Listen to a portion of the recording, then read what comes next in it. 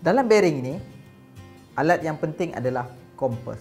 Kompas itu menunjukkan sudut, ya, arah kompas utama dan sudut kompas.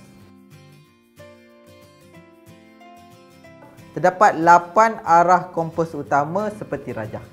Kita ada 8 arah utama, iaitu utara, timur laut, timur, tenggara, selatan, barat daya, barat dan barat laut. Tapi yang utama, yang betul-betul utamanya adalah utara, timur, selatan dan barat.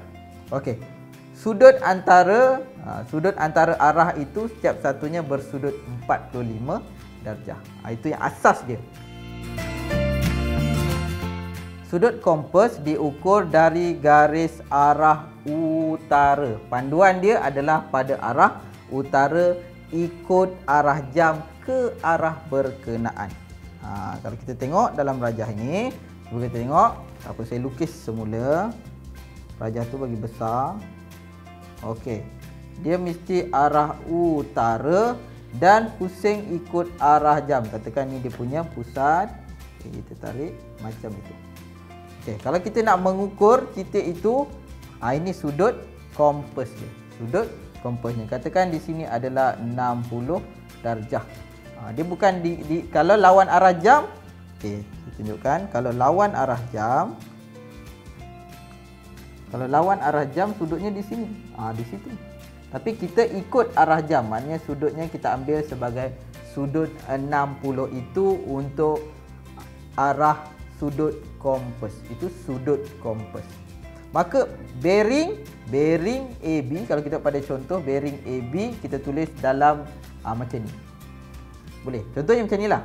Ini sudut. Okey, sudut di sini kita panggil dia sudut kompas. Sudut kompas sama dengan 60 darjah, ya. Sudut kompas 60 darjah berada di sini. Kita ambil dari utara mengikut arah jam.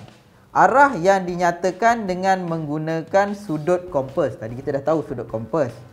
Diukur dalam unit darjah, sama macam sudut kompas, dan ditulis dalam 3 digit dari 000 darjah sehingga 360 darjah.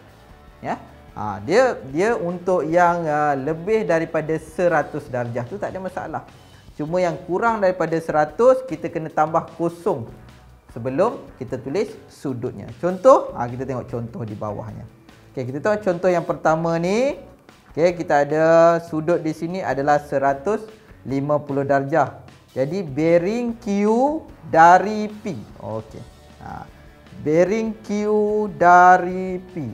Dari P, maknanya P itu sebagai pusat dia. Maknanya daripada utara pergi ke itu ikut arah jam adalah 150 darjah. Bearingnya adalah 150 darjah.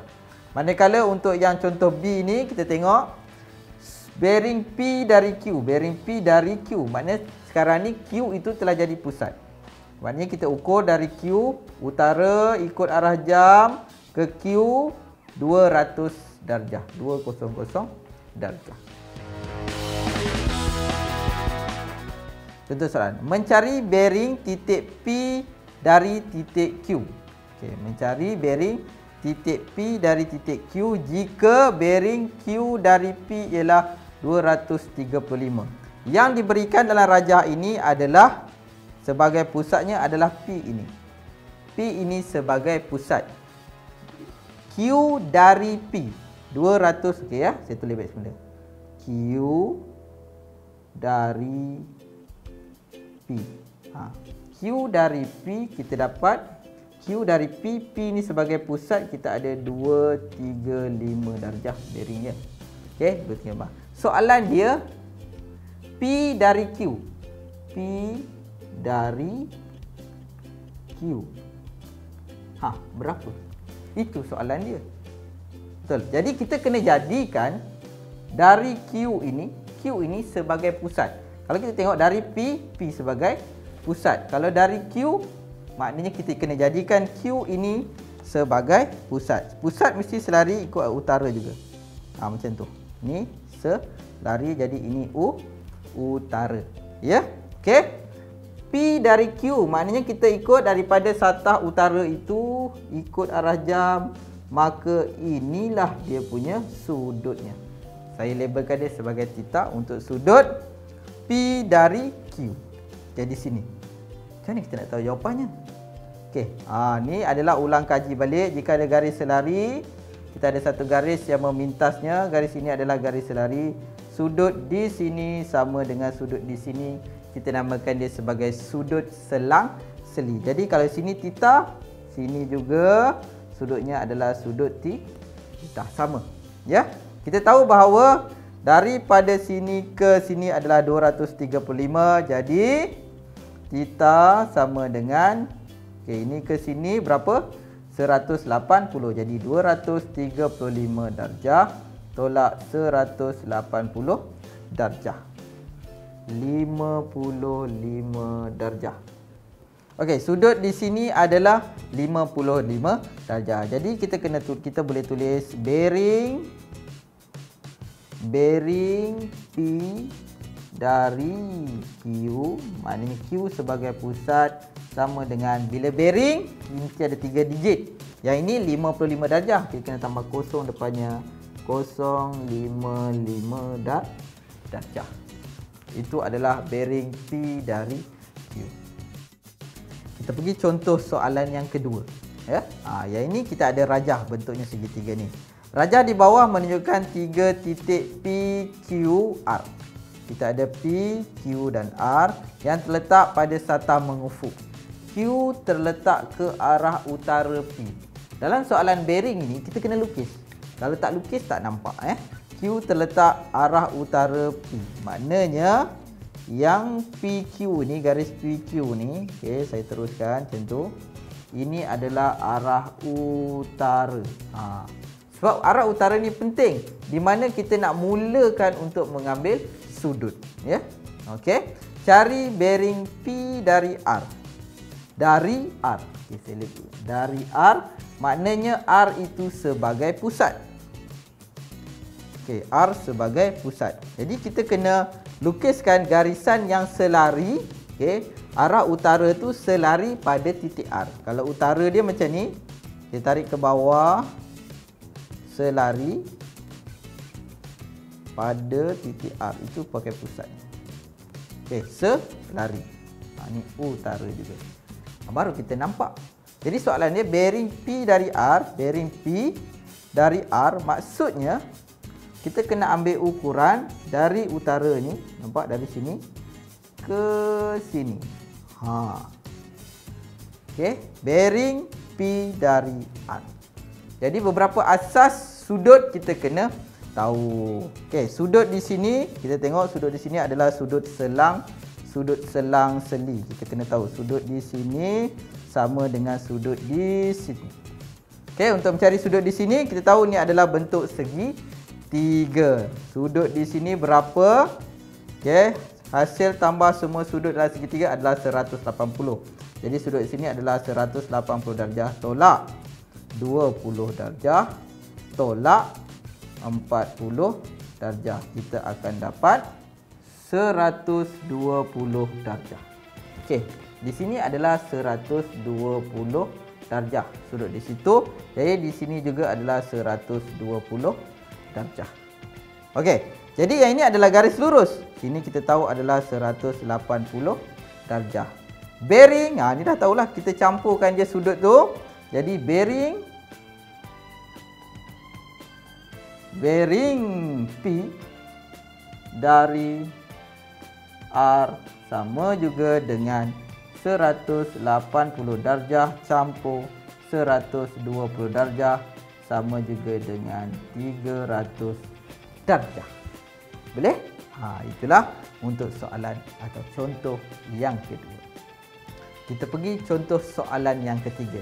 Yang ini, untuk soalan yang ketiga ini kita tak ada rajah. Bila tak ada rajah, kita kena lukis rajah. Kita baca dulu soalan. Sebuah bot berlepas dari pelabuhan A ke pelabuhan B dengan bearing 120 dari A. Kemudian, bot itu meneruskan perjalanannya ke pelabuhan C yang berada di selatan B. Diberi sudut A, CB 22 darjah. Cari bearing pelabuhan C dari pelabuhan A.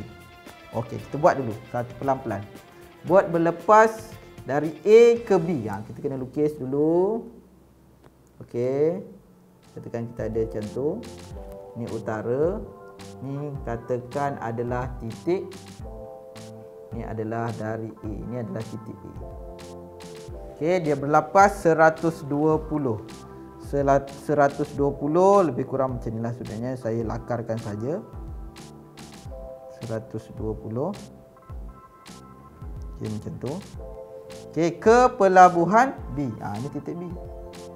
Ke titik B. Sini juga kita kena buat utara selatan yang nanti tak tahu. Okey, ini titik B. Okey, pelabuhan B dengan bearing 120. Maksudnya dia punya jarak gini adalah 120 darjah. Boleh? Ya? Okey. Kemudian buat itu meneruskan perjalanan ke pelabuhan C yang berada di selatan. Diberi sudut ACB, ACB. Maknanya ini titik C. Kita garis ini ke sini.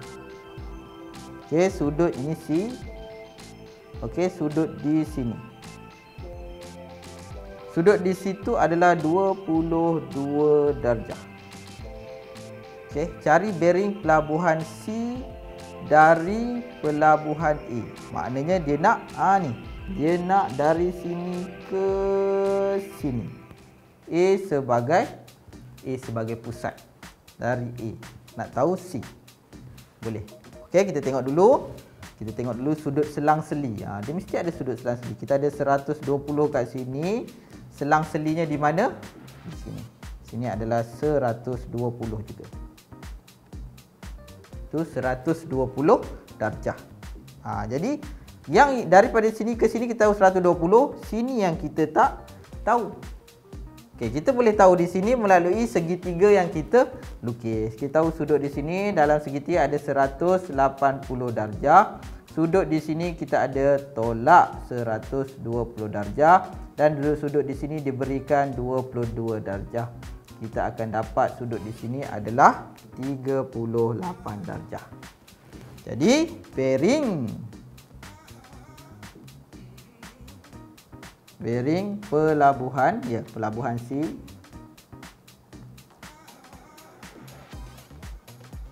dari pelabuhan A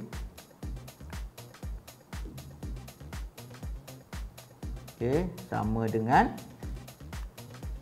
120 darjah campur 38 darjah. Kita akan dapat 158 darjah. Itu untuk bearing pelabuhan C dari pelabuhan A. Cukup 3 contoh yang saya berikan. Rasanya soalan ini adalah soalan kertas 1, soalan objektif. Walaupun soalan objektif, pastikan kita boleh buat dengan langkah-langkah yang diberikan. Pastikan pertama, ambil utara itu sebagai pusat permulaan mengikut arah jam untuk mencari kedudukan. Tentukan juga dari arah mana kita ambil ukuran. Boleh? Harapnya boleh.